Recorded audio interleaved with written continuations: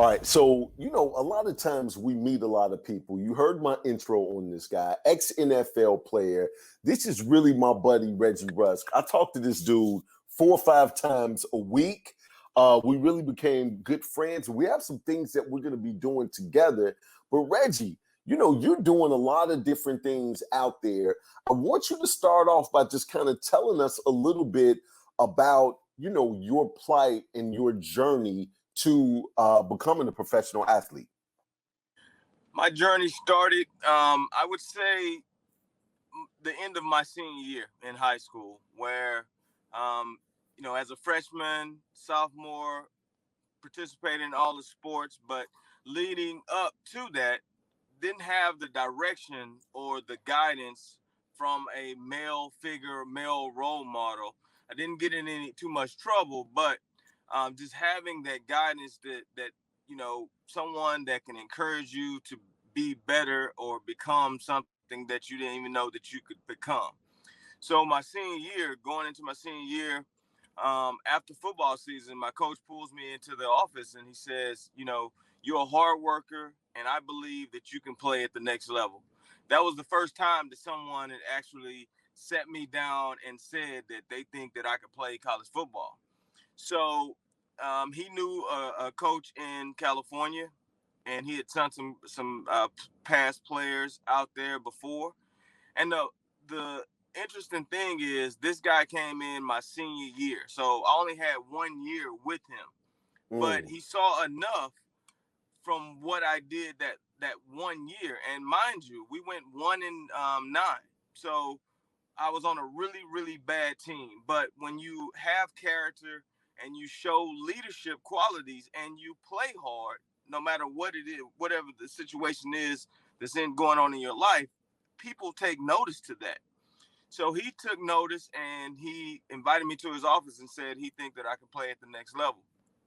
And, I didn't fully understand what he was saying as far as me playing in California, because that's a big jump from Texas to California. So needless to say that I got an opportunity. And for many of us, all we can ask for is one opportunity. We don't need 10. We just need one. Right. And fortunate enough for me, I got that one opportunity and went out to California, sight unseen, no money, no support really, besides my mom growing up in a single parent household. And I went up there and got another opportunity. And that coach up there, once again, saw something special in me that I didn't see in myself. And he took me under his wing and taught me how to be more of a man, how to be independent, because now I'm, 18 years old out in another state, and first time away from home, first time on a plane. And I made good on that opportunity, So the number one thing is, when you get an opportunity, you want to make sure that you fully understand that this might be your only opportunity, and you want to make good on it. Okay. And so with that, as you look at it from that standpoint, you're already setting it up for what you're going to talk about, which is the mentality of physical success, right? How do you get your body and your mind together to get to that next level? So what do you have for us, Reggie? I think the most important thing, and this is one thing that I really didn't understand early on. I learned this stuff really late, but I think I was using a lot of these characteristics that would have you be successful, and I didn't know what it was. And the hard work, just making sure that you're working when no one else is watching, making sure you're sacrificing. That's so key to the level of success, because people don't see the sacrifice. They only see the end product. They Right. only see when you're driving in the nice cars and you're pulling up to a nice house and you're able to go on trips and do things. They see that part of it. They don't see the sacrifice that went into all of this to make all of that happen for you. And I sacrificed. I didn't go out much. I hung out with my friends, and I committed to me. And I think a lot of people don't do that. And what I mean by committing to me, when my friends were drinking and smoking, even though I hung around them, I didn't do it. I chose not to do that. I chose to take a different path because I didn't see how was that going to make me the person or the player that I really wanted to be. How was putting this toxic stuff in my body, how is that going to make me the best football player that I can be? And once again, I didn't want to let the people who believed in me, I didn't want to let those people down. You know, my high school coach, he vouched for me. You know, so he sends me to California. He's expecting me to go and do what I did for him that year, right? Right. So when I went and I left, man, I was like, I'm not gonna let that person down. I'm not gonna let my mom down. I'm not gonna let myself down. You know, and I think that is a big part of it is the accountability to yourself. Well, here, before we get into the accountability, because I absolutely love what you're saying, the first thing is to make that commitment. And once you make that commitment, to me, that brings the second part of willing to make a sacrifice, right? What are you willing to sacrifice to get yourself to that next level? It's going to be some sacrifice of either time, some hard work, some research, and working behind the scenes like you're talking about. And as we talk about accountability, because now that we're talking about sacrifice, explain accountability on your level of from a professional athlete. Accountability is everything because if you are not accountable and you don't hold yourself accountable, you won't be successful because you're going to be easily taken away from the things that's going to make you successful. Your Mm-hmm. friends are going to want to go out and you're like, wow, you know, I know I got to wake up at 5 o'clock in the morning, but I'm just going to hang out. That's not holding yourself accountable because you know what's important. You have to put those things in priority and what's important to you. If going out is more important than being fresh and being well rested so you can pay attention in meetings and perform on the field, that's your job, right? And if I don't Mm-hmm. perform well, I'm going to get released. I'm going to get cut. So you have to hold yourself accountable. And I'm not saying not go out, not experience the fun, because that's all the work that you put in. It's for you to be able to enjoy it. Right. But you got to hold yourself accountable to the point where, you know, what's priority for me? You know, what am I going to do every day toward these goals that I've set for myself? And that, you know, that's another one of the key components in my life is setting goals. You know, I still set those goals. So being accountable for myself, being accountable for my actions are, you know, very important to make it at any level, but especially you talking about the top tier in athletics is the NFL. And Right. if you don't hold yourself accountable, you won't make it. And if you do make it because you're so athletic, you won't last long. Mm, got you. Got you. So even from not just making it, but from sustaining as well is a good point. Now, a lot of times people look over the mental, but your body's going to go and you're going to do what you command yourself to do. And so how do you get to that next level? On any level, you have to make that decision, right? Right. And when you make that decision, you now have a why of this is what I'm going to do. I am going to do this. And now you're willing to sacrifice. How do I get to that? And then hold yourself accountable and everyone around you accountable so you can achieve those goals and reach that success. Is that what I'm hearing? Definitely. That's I mean, you have to be able to hold, you know, accountability is whether it's academics, whether it's your job, whether it's you trying to be the best sports, athlete that you can be. You have to hold yourself accountable because there's too much temptation out here that can derail you. And if you don't hold yourself accountable, you will never be successful in anything. You'll have some people can have a little success, but once again, it's sustaining it. It's one Right. thing to make it, but how long can you sustain it? How long can you keep yourself at that high level?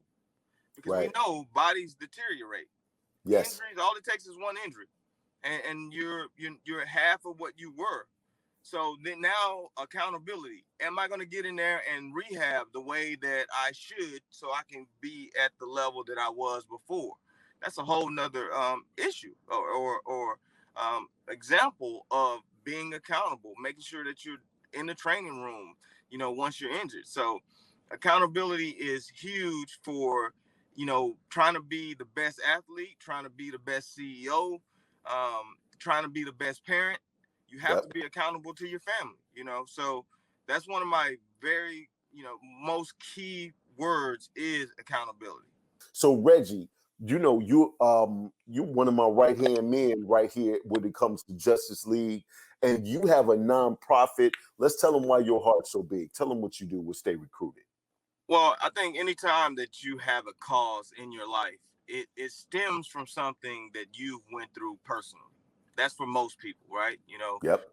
For me, not having that male figure that was so instrumental for me to even go to the league. I had to have coaches that I don't even think they knew exactly what they were doing for me, but those people came into my life at the right time and they sparked something in me at the right time. So all you need is that one person that believes in you, who Yep. pours into you, and it can change your life. So when I started my nonprofit, that's what basically it was all about. I knew how important sports were to student athletes, and it is very important. And for a lot of kids figured that they can't make it out unless they're playing sports. So I knew that playing sports is very vital to the success of some of these athletes. So I want to take that and use it because that's their motivation, that's their why, right? And I want to make sure that I guide them in the right direction. So when it's all said and done, these kids are viable members of society. Yes. They have character, they have work ethic.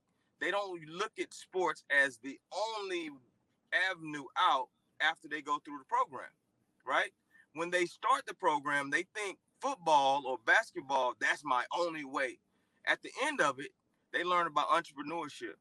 They learn about branding. Branding is your character, right? That's your name. That's what your legacy is going to be. So we want to make sure that they learn about that.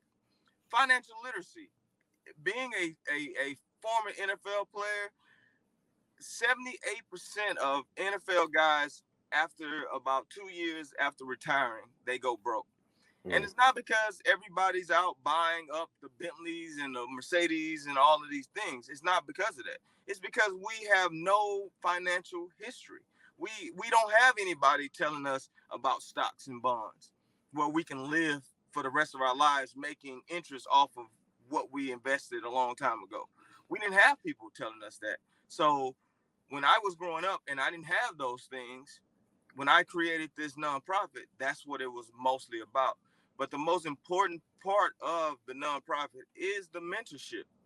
That's the Mm. most important part because I feel like if I can pour my heart and soul into someone, and kids are very smart, they're very intelligent, and they can Yes. sense when someone is doing it for the wrong reasons. They can sense that.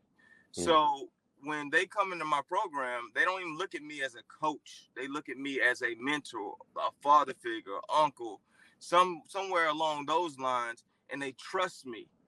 And that's Hmm. the most important is gaining the trust of these young people and changing their mindset. And mindset Hmm. is definitely one of my points that I'll get to, but that's the whole concept is to change the way you think. And that's what my program is about, changing the way you think. I never thought that I would be a business owner.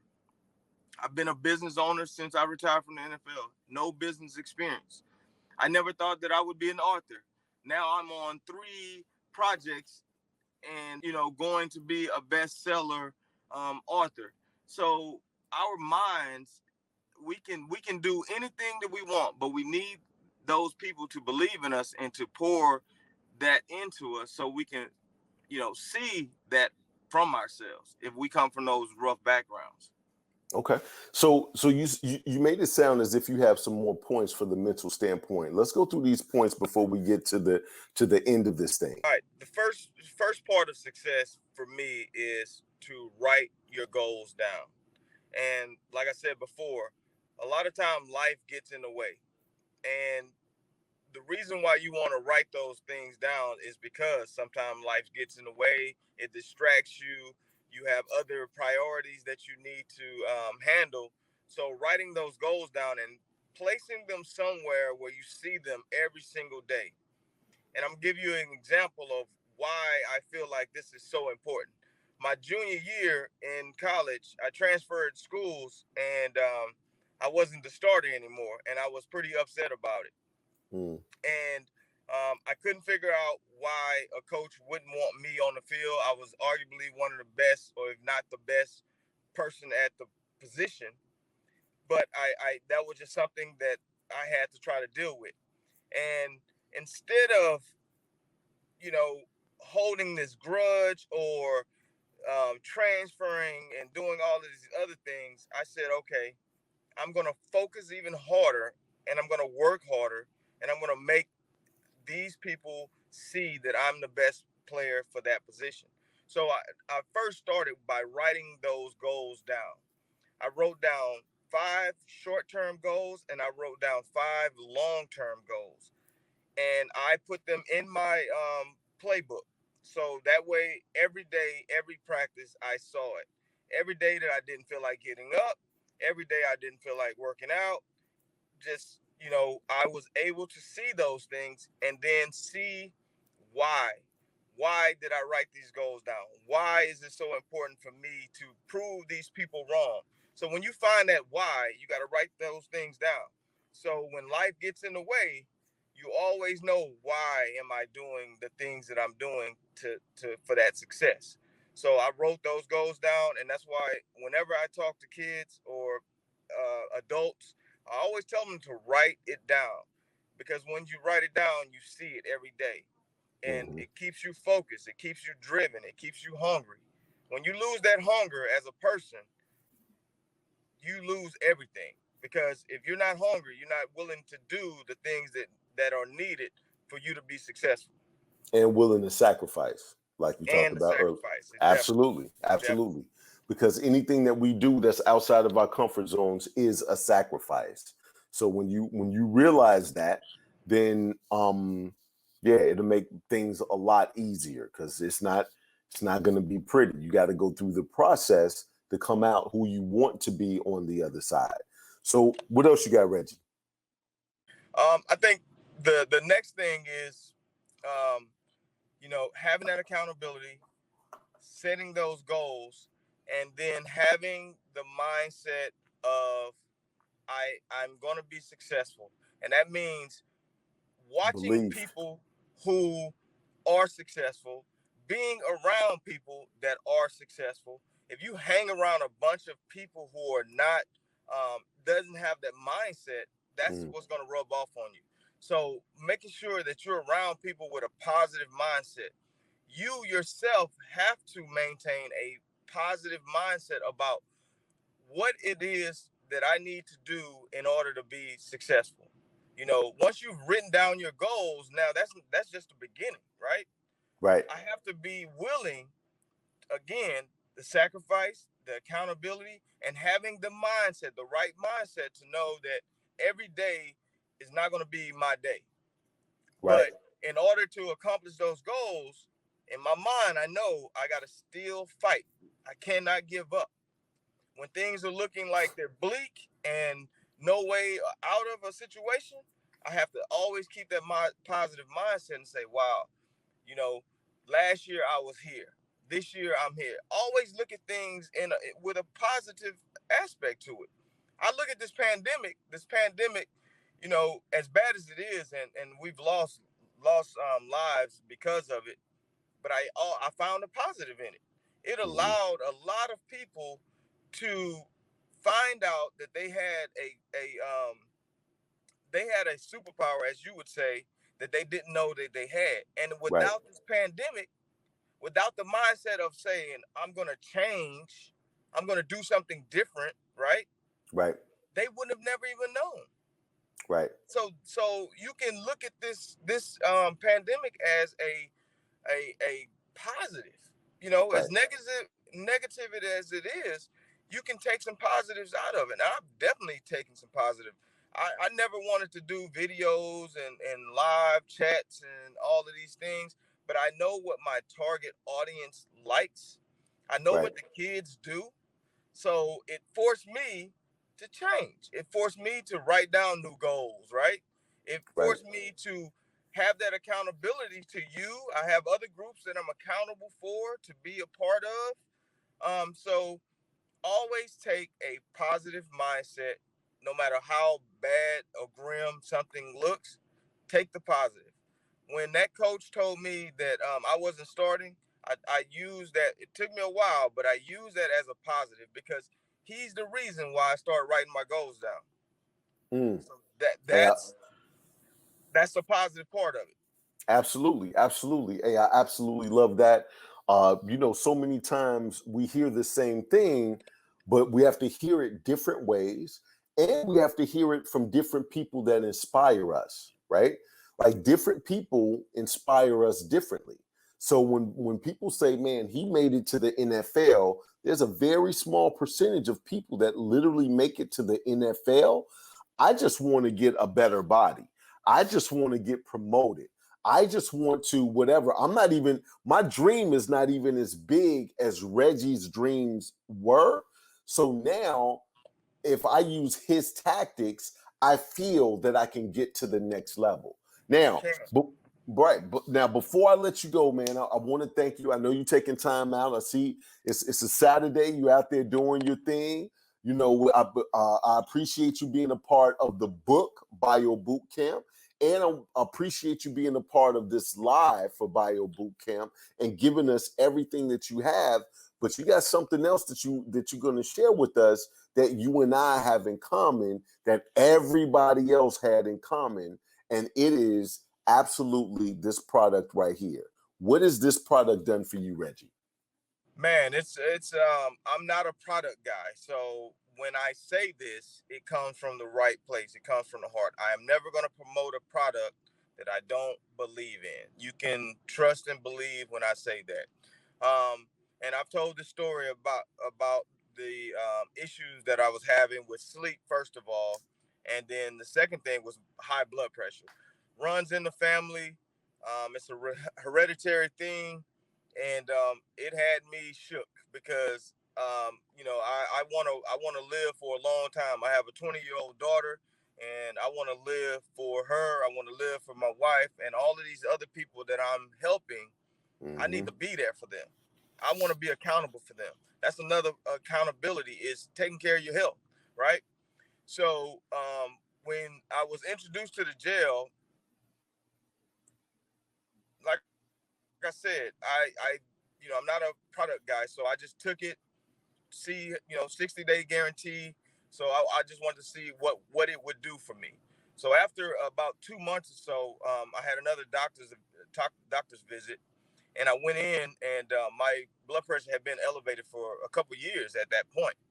And that last doctor's visit, I went in, and my blood pressure had dropped to normal levels that I had always had in the past. So the sleep, the skin, just having more energy and feeling good.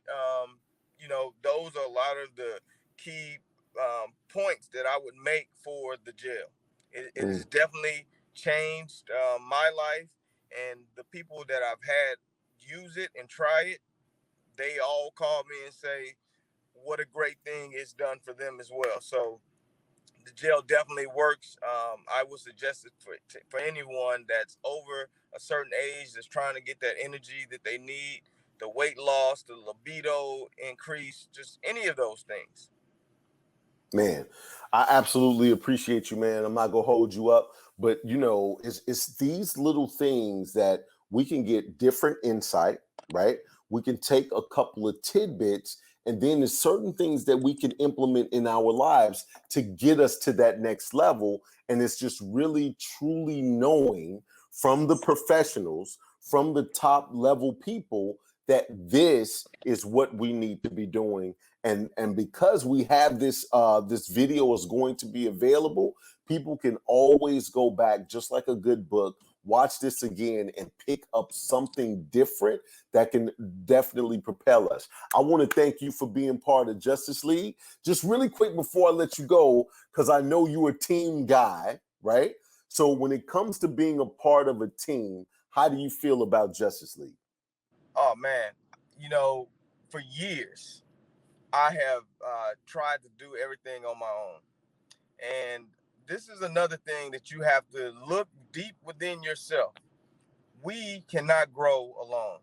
If we don't have a team of people who have the same mindset, who hold each other accountable and believe in themselves, you will not be successful. Having a team and having people that have the same mindset, who's out doing and working just as hard as you, that's where you see your level of success grow. So for anyone, I would tell them, even if they're not on our team, find you a group of like-minded individuals, and you guys work and hold each other accountable for, the success of the group. But, for years, I've been successful on my own. But you don't grow as much as you would like to grow because you're on your own. You're doing everything. Right. Having the right people in place really allows you to free up. And I don't always have to be the boss.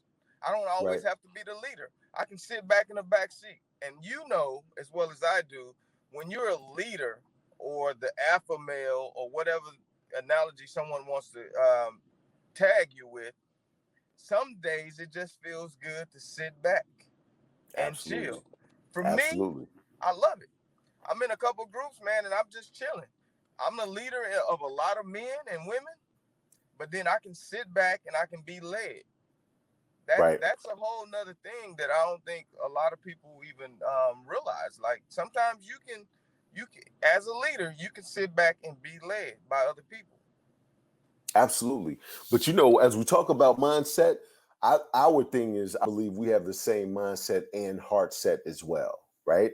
And we're all trying to help people build their own individual brands like we're doing here right now. Even though this is bringing all of us together, everybody has great results. Everybody is seeing the opportunity in what we're bringing because it's so exclusive. But at the same time, we're using this as a vehicle to build exactly who we are, and so we can all live our purpose and what we're passionate about. Hey, Reggie, I want to thank you for being a part of this, man. Anything you want to say before you go? I just want to, I appreciate you. I appreciate the hard work and dedication that you put into this. That's another thing for me. I've always, like I said, being the guy that you have to do everything, it feels refreshing to have someone else putting just as much skin in the game, putting just as much work into a common goal. And that's what teams are, right? It's a bunch of people who have the same mindset and who want to be successful. So, I really appreciate you. I appreciate everything that you've done. I've learned a lot from you since I've been associated with the group. So, I, no, you call me anytime. I'm down for whatever because I'm a part of a team, and I feel good knowing that your heart is just as big as mine, and we're going to help a lot of people. And that's the most important part. When we help people, that right there just solidifies everything. And we're going to be able to help a lot of people, not only with the jail, but just us being who we are as givers. So, Absolutely. Hey, man, I want to thank you once again. Tell the family I said hello. Man, you go out there and enjoy your Saturday, and we'll be right back with our next speaker. All right, sounds good.